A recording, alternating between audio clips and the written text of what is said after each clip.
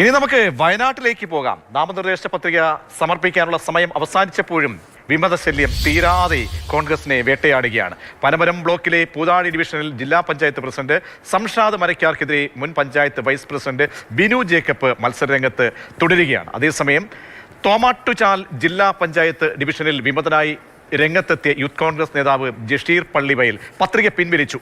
M Kamal ചേരുന്നുണ്ട്. കമൽ, കൂടിയാലോചനകൾക്കും സമവായ ചർച്ചകൾക്കൊക്കെ ശേഷം ജഷീറിന്റെ പത്രിക പിൻവലിക്കാൻ കഴിഞ്ഞു. സംഷാദ് മരക്കാർ പ്രധാനപ്പെട്ട നേതാവ്, ജില്ലാ പഞ്ചായത്തിലെ തലയെടുപ്പുള്ള നേതാവിൻ്റെ കാര്യത്തിൽ വിമതനുമായി എന്തെങ്കിലും ആശയവിനിമയം അവസാന ഘട്ടമെങ്കിലും നടത്തിയിട്ടോ ഉണ്ടോ? ഇപ്പോഴും ഉറച്ചു നിൽക്കുമ്പോൾ അതൊക്കെ ഇത്തരം കാര്യങ്ങളൊക്കെ എങ്ങനെയാണ് ഈ തെരഞ്ഞെടുപ്പിൽ പ്രധാനപ്പെട്ട സ്ഥാനാർത്ഥികളെയും മുന്നണികളെയൊക്കെ തന്നെ സ്വാധീനിക്കുക, വെല്ലുവിളിയാവുക? പ്രജീഷ്, ഈ സംഷാദ് ഇത്തവണ ബ്ലോക്ക് ഡിവിഷനിലാണ് മത്സരിക്കുന്നത്. പനമരം ബ്ലോക്ക് പഞ്ചായത്തിലെ പൂതാടി ഡിവിഷൻ, അവിടെയാണ് ജനറൽ വാർഡിൽ സ്ഥാനാർത്ഥിയായിരിക്കുന്നത്. അവിടെ എതിരായി മത്സരിക്കുന്നത് ആ പഞ്ചായത്തിൻ്റെ വൈസ് പ്രസിഡന്റ് ആയിരുന്ന ബിനു ജേക്കബാണ്. ബിനു ജേക്കബ് ഒരു അനുനയ ചർച്ചകൾക്കും വഴിപ്പെട്ടില്ല. ബിനു പറയുന്നത് പ്രാദേശിക പിന്തുണ തനിക്കാണ്, സംഷാദിനെ നേതൃത്വം തീരുമാനിച്ചതാണ്, പ്രാദേശികമായി ഉള്ള പിന്തുണ തനിക്കാണ്, താൻ മത്സരരംഗത്ത് ഉറച്ചു നിൽക്കുമെന്നാണ് ഇന്നും അദ്ദേഹം പറയുന്നത്. എന്തായാലും അത് കോൺഗ്രസിനെ സംബന്ധിച്ചൊരു തലവേദനയാണ്.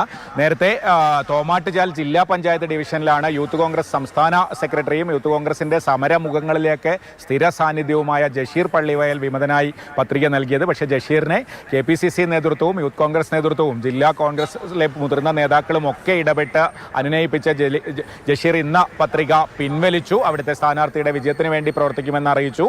അങ്ങനെ ഒരു വിഷയം കോൺഗ്രസിനെ സംബന്ധിച്ച് അത് പരിഹരിക്കാൻ കഴിഞ്ഞു. പക്ഷേ സംഷാദിന്റെ ഡിവിഷനിൽ ഇപ്പോഴും ഈ പ്രശ്നം തുടരുകയാണ്.